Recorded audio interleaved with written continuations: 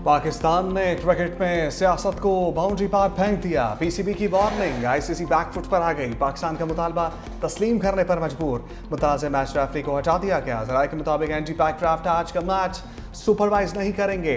पाकिस्तान और यूएई के मैच में रिची रिचर्डसन रेफरी होंगे। पाकिस्तान आज मुत्तहिदा अरब अमीरात के खिलाफ मैच खेलेगा।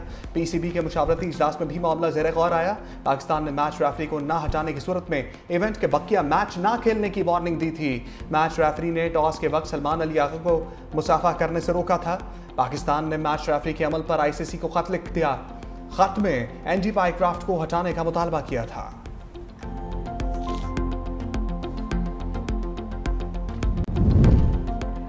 Match referee Andy Pycroft Bharat नवाज निकला। हिंदुस्तानी उहदेदारों के साथ गठजोड़ बेनकाब। एंडी पैकक्राफ्ट से मिली भगत के ठोस सबूत भी सामने आ गए।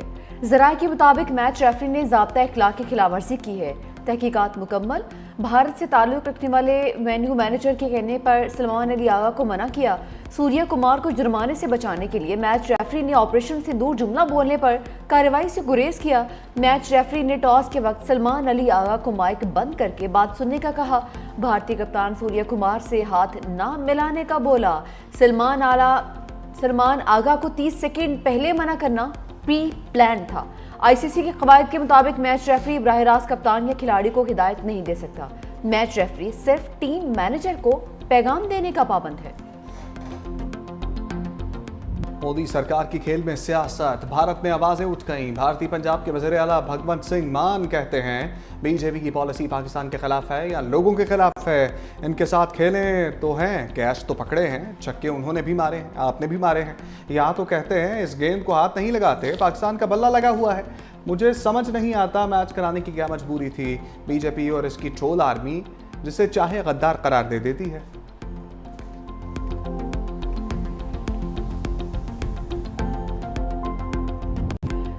वज़ीर-ए-आज़म ने इसराइल के खिलाफ उम्मत का इत्तेहाद नागुज़ीर करार दे दिया। पाकिस्तान का हर सतह पर कतर के साथ मुकम्मल इज़हारी यकजहती का ऐलान। वज़ीर-ए-आज़म शहबाज शरीफ की दोहा में अमीर कतर से मुलाकात।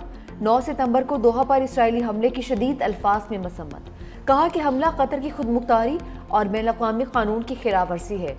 दोनों रहनुमाओं का खित्ते की सूरत-ए-हाल पर करीबी रवाबत बढ़ाने पर इत्तफाक।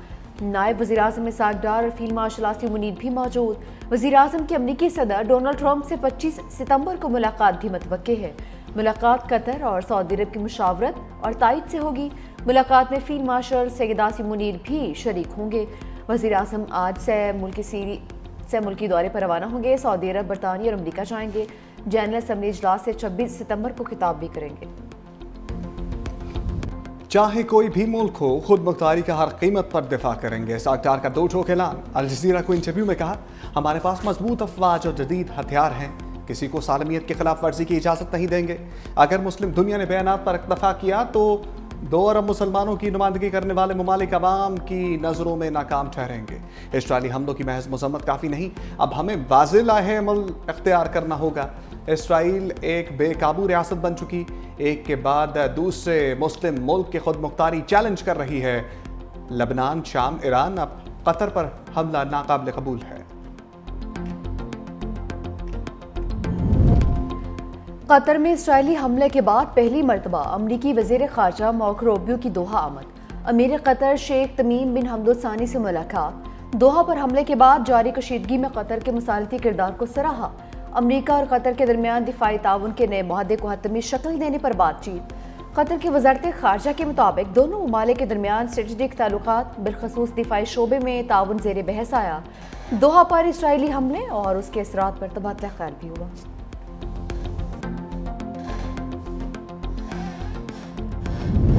सूबे और इदारे सैलाब से नुकसानात का तखमीना लगाएं। वज़ीर-ए-आज़म शहबाज शरीफ की हिदायत। इस्लामाबाद में बारिशों और सैलाबी नुकसान से मुतल्लिक़ अहम इजलास। वज़ीर-ए-आज़म ने कहा, सैलाब और बारिशों से जानी और माली नुकसान, फसलों और मवेशियों का डाटा जमा किया जाए। स्पार्को से सैटेलाइट असेसमेंट में मदद ली जाए। मुतासरा फसलों को बीमारियों से बचाने के लिए फौरी इक़दाम किए जाएँ।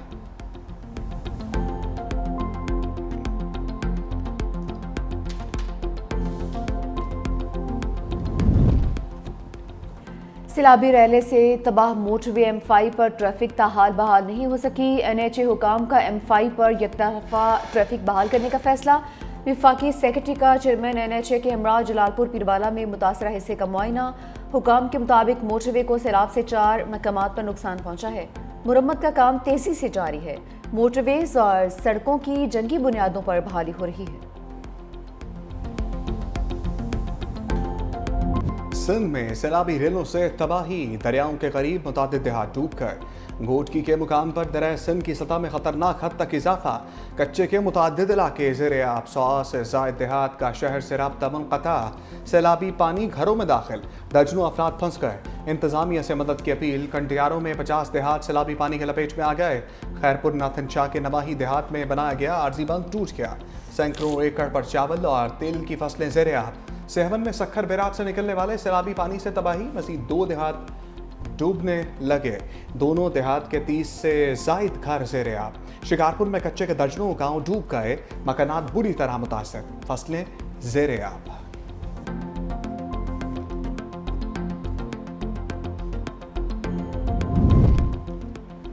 दरियाई सिंध में ऊंचे दर्जे का सैलाब बरकरार। गुड्डू बैराज अपस्ट्रीम में पानी का बहाव 5,11,051 cusec record. Sukkur barrage down stream में पानी 5,18,120 क्यूसेक।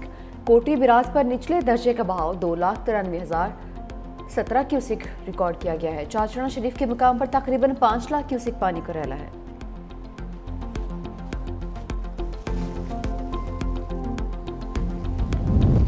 कराची के मुख्तलिफ इलाकों में हल्की बारिश, ठंडी हवाओं से दर्जा हरारत में कमी।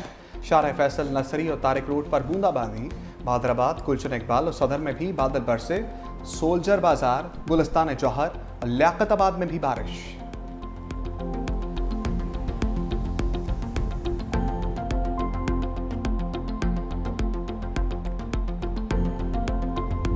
दुश्मन अनासर पाक चीन दोस्ती को नुकसान नहीं पहुंचा सकते। सदर आसिफ अली जरदारी की शंघाई में CPC सेक्रेटरी चिंग चेनंग से मुलाकात में गुफ्तगू। कहा, पाक चीन ताल्लुकात वक्त के साथ मजीद मजबूत होंगे। सदर मुमलिकत की मुफाहमत की यादाश्तों पर दस्तखत की तकरीब में शिरकत। बिलावल भुट्टो जरदारी, खातून अव्वल आसपा भुट्टो भी हमरा।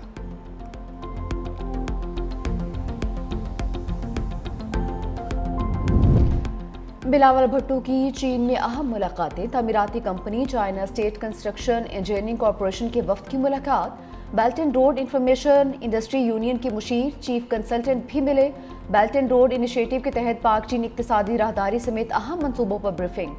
ग्रीन इंफ्रास्ट्रक्चर के शोबों में सरमायाकारी पर बातचीत हुई। सीनियर वजीर शजील इना मेमन और वजीर तवानाई नासिर हुसैन शाह भी मुलाकात में मौजूद।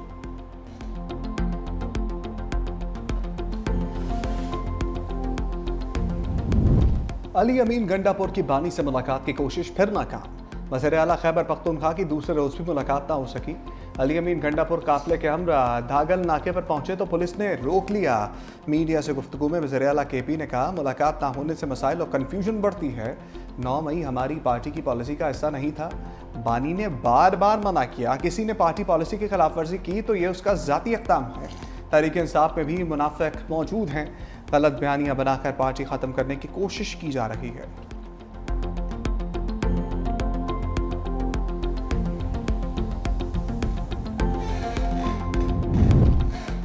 तहरीक इंसाफ की सियासी चाल। 17 सेनेटर्स ने कमेटियों से इस्तीफे दे दिए। अली जफर ने तमाम सेनेटर्स के इस्तीफे जमा करवा दिए।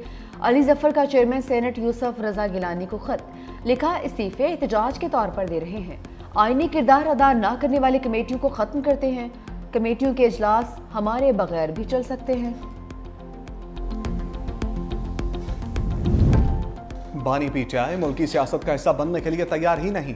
मुशीर वज़ीर आज़म सेनेटर राना सनाउल्लाह की 365 न्यूज़ के प्रोग्राम हेड ऑन में गुफ्तगू।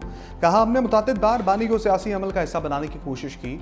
वो सियासत ही नहीं कर रहे तो हम उनका सियासी वजूद कैसे ख़त्म कर सकते हैं। अवाम PTI की फितना फैलाने की साजिशों को देख रहे हैं।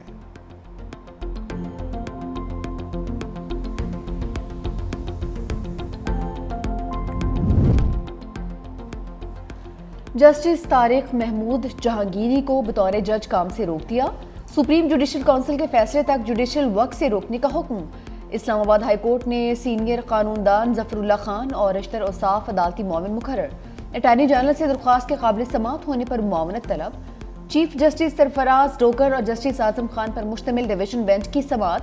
तहरीरी हुक्मनामा जारी, जस्टिस तारिक महमूद जहांगीरी का फैसला चैलेंज करने का फैसला।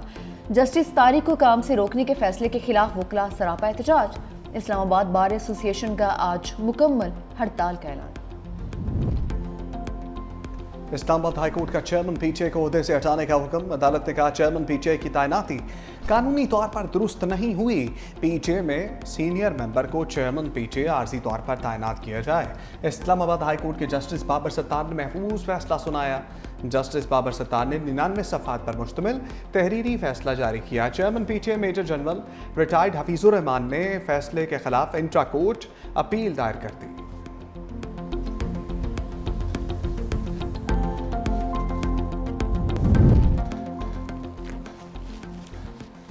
वज़ीर आला सिंध की सैलाब के दौरान कच्चे के डाकुओं पर नजर। मुराद अली शाह की ज़ेर सदारत कच्चे के ऑपरेशन से मुतालिक इजलास।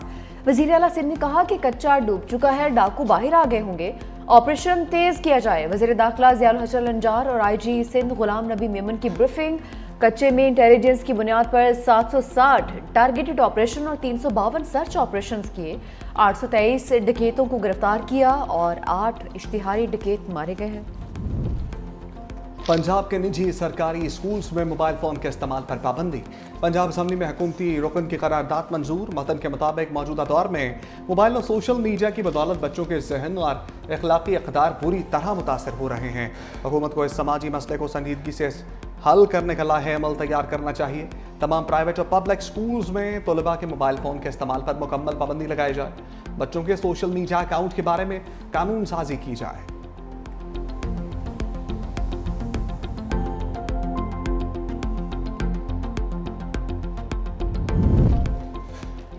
मोदी सरकार की एक और हटदर्मी। भारतीय सिख यात्रियों को बाबा गुरु नानक की बरसी में शिरकत से रोक दिया। बाबा गुरु नानक की बरसी की तकरीबात 22 सितंबर को करतारपुर में मुनक्किद होगी। वाघा अटारी बॉर्डर और करतारपुर कॉरिडोर से कोई यात्री शरीक नहीं हो सकेगा। सरदार रमेश सिंह अरोड़ा ने कहा कि सिखों को उनके मुकद्दस मकामात की यात्रा से रोकना बुनियादी मजहबी हकूक़ की खिलाफ वर्जी है। भारत के सिख यात्रियों को पाकिस्तान का वीज़ा जारी ना करने पर भारतीय पंजाब में एहतजाज।